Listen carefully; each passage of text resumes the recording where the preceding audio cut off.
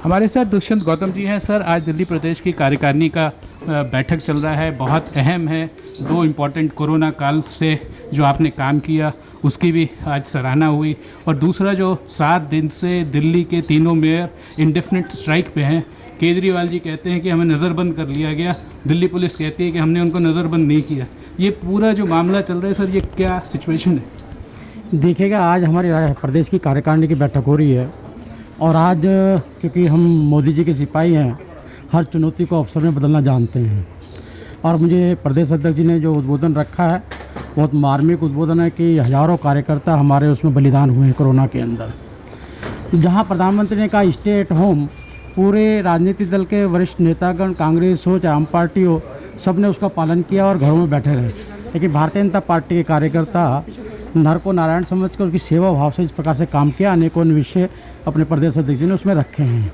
लेकिन दिल्ली में एक असंवेदनशील सरकार चल रही है जो कि झूठे वादों के साथ चल रही है। वो दिल्ली की जनता को बेवकूफ़ समझते हैं और झूठ के सहारे वो सरकार में आए हैं। और आज जिस प्रकार से हमारे तीनों मेयर लगातार रात की पूरी ठंड के अंदर, बरसात के अंदर, अनेकों निगम पार्षद वहाँ बैठे हुए हैं और बैठकर मांग क्या कर रहे हैं? वो कह रहे हैं आप 13,000 करोड़ रुपए देंगे तो हम प्राइमरी स्कूल में पढ़ने वाले गरीब बच्चों को हम वर्दी दे सकते हैं, हम जूते दे सकते हैं। लाखों सफाई कर्मचारी हैं जिनके बच्चे पल नहीं रहे, 2-2 महीने से उनको तनख्वाह नहीं, उनको हम तनख्वाह देनी है हमें। डॉक्टरों ने जो एक कोरोना योद्धा के रूप में कोरोना से बचाने का काम दिल्ली को किया है, जबकि केजरीवाल सरकार ने तो स्पष्ट शब्दों में कह दिया कि 5 लाख होंगे, और 5 लाख का उन्होंने जो संकल्प था पूरा भी कर लिया। लेकिन जो कोरोना योद्धा हैं, चाहे वे सफाई कर्मचारी हैं या डॉक्टर हैं, चाहे पुलिस है, और पुलिस को तो केंद्र से आती है, लेकिन हॉस्पिटल के डॉक्टरों को भी तनख्वाह देनी होती है। तो मुझे लगता है जिस प्रकार का नाटक करके वो आगे बढ़ते रहते हैं, वो नाटक आज करने की कोशिश कर रहे हैं। आपने कहा मुझे जो उन्होंने घर में बंदी कर रखा है, आपको अनेकों ने मिल जाएंगे कि जो होटल भी गए हैं वो, बल्कि उनको बंदी नहीं किया गया, वो आनंद ले रहे हैं, इसका बहाना ले रहे हैं वो, और आराम से घर के अंदर आराम कर रहे हैं। मुझे लगता है उनको जनता की आवाज़ सुननी चाहिए। जनता यही जनता है जो सिंहासन तक पहुंचती है तो ज़मीन पे मिलाने का भी काम करती है। सर, केजरीवाल जी कहते हैं कि हमारे किसान को, दिल्ली के आसपास जो किसान आए हैं उनके सपोर्ट में जाते हैं, लेकिन खुद ही वो तीनों बिल पास करते हैं अपने दिल्ली के गैजेट में। जब उनसे ये पूछा जाता है, हमने उनसे पूछा, तो वो कहते हैं कि भाई हम किसान के साथ हैं लेकिन हमने बिल पास नहीं किया, जबकि वो गैजेट में भी है। तो ये दोहरा चरित्र बहुत दिल्ली के जनता के लिए भी आहत है। जैसे अध्यक्ष जी ने कहा, आदेश जी ने कहा कि यहाँ तो दिल्ली में किसान का ट्यूबवेल नहीं है, बिजली नहीं है, पराली का जो उन्होंने कहा कि एक ढोंग नचा वो भी अब जग जाहिर हो गया। उसके बाद किसान का एक मंत्रालय तक नहीं है। सर देखिएगा, ये केजरीवाल जी का जो दोहरा चेहरा है, ये एक बार नहीं अनेकों बार। आज जिस प्रकार से आप पूरे देश के अंदर मोदी जी की जिस प्रकार से लहर चल रही है पूरे देश के अंदर, हम कश्मीर से लेकर कन्याकुमारी, अटक से लेकर कटक तक पूरे राज्यों के अंदर जिस प्रकार से लगातार जीत का हम स्थापना कर रहे हैं, और राजस्थान में तत्काल अभी हम जीत कर भी आए हैं, यहाँ कांग्रेस की सरकार है। मुझे लगता है 6 साल के अंदर सभी राजनीतिक दलों की ज़मीन खिसक चुकी है। इनका काम खाली विरोध करना है, विरोध को ढूंढना है। बिल पास कर दिया, उसके बाद भी क्योंकि विरोध करना है, मोदी जी का विरोध करना है। आप देख रहे होंगे यही बिल हम जीएसटी लेके आए, जीएसटी को इन्होंने विरोध किया, जबकि ये लाना चाहते थे। सीए ये लाना चाहते थे, हम लेके आए, सीए हमने पास किया। ऐसे ही ये खाली ज़मीन ढूंढते हैं। आज किसान सही है, किसान हमारे अन्नदाता हैं, हमारे भाई हैं, हमारे बंधु हैं, वो मांग रख सकते हैं। लोकतंत्र में हर जगह खाली है सभी के लिए, और उन्होंने मांग रखी है, हमने सुनी भी है। 5-6 बैठकें भी हो चुकी हैं, उसमें सुधार भी किया है। एमएसपी पे उन्होंने बात की, इसी भी बात की सारी हमने मान्य कर लिया। जब सारी बातें मान्य कर ली तो अनेकों ने, हरियाणा के किसानों ने वापसी ले लिया, अनेकों ने, किसान की यूनियनें भी वापसी ले रही हैं। लेकिन आज दुख जब होता है कि जब इनकी ज़मीन खिसक गई, इनके कार्यकर्ता खड़े नहीं हैं, जनता इनके साथ में नहीं है, ये किसानों के कंधे को यूज़ करने का काम करते हैं। इसी शरद पवार ने 2010 और 11 के अंदर बिल पास किया था, मुख्यमंत्री को पत्र लिखा था, और यहाँ तक कहा था कि अगर आप इस बिल को नहीं मानेंगे तो मैं आपको यहाँ से जो पैसा भेजता हूँ वो नहीं भेजूंगा। यही राहुल गांधी ने भी अनेक बार कहा है, मनमोहन सिंह जी ने भी यही कहा है हर बार।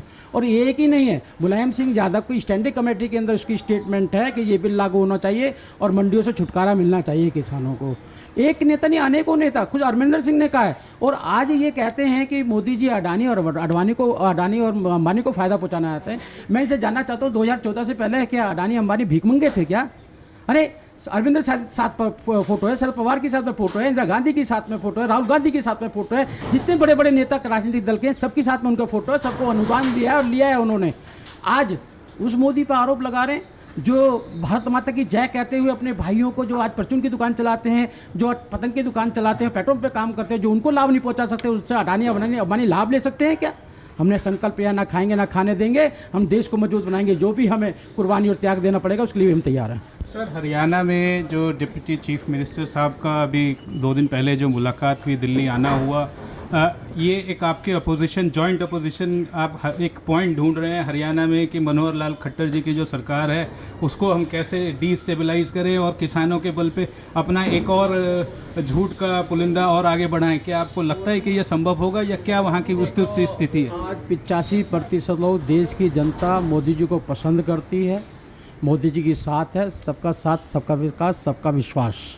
आज से सब राजनीतिक दल कुछ भी कोशिश कर लें, पूरे सतयुग में भी जो हमारे भगवान थे, देवी देवता थे, असुरों ने उनको परेशान किया था और आज भी वही स्थिति चल रही है।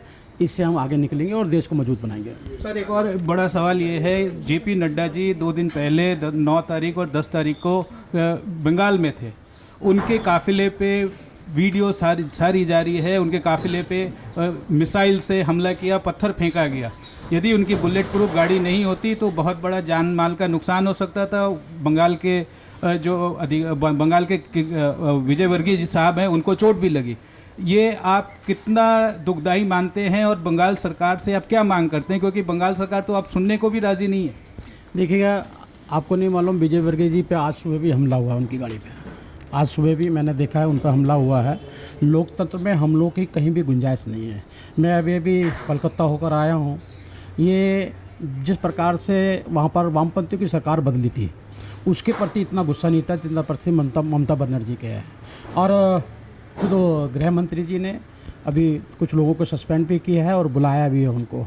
ये ममता बनर्जी भूल जाएं कि आप किसी की हत्या कर कर और भारतीय जनता पार्टी के कार्यकर्ताओं की हत्या कर कर, जब हम सरकार बनाने में नहीं थे, जब भी हमने संघर्ष किया है, केरल में भी हमारे कार्यकर्ता बलिदान हो रहे हैं, अनेक बलिदान हो रहे हैं, हमने देश की सेवा का संकल्प लिया है। ममता बनर्जी जैसे लोकतंत्र के हत्यारे अनेकों बार आएंगे और हम मुकाबला करने के लिए तैयार हैं।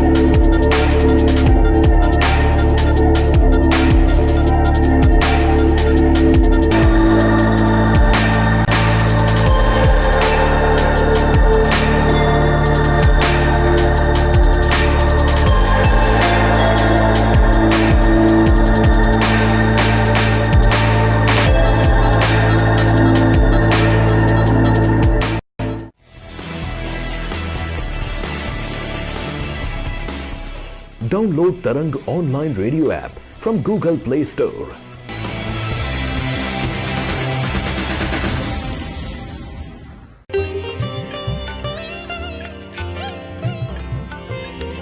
You are listening to Tarang Devotional Online Radio.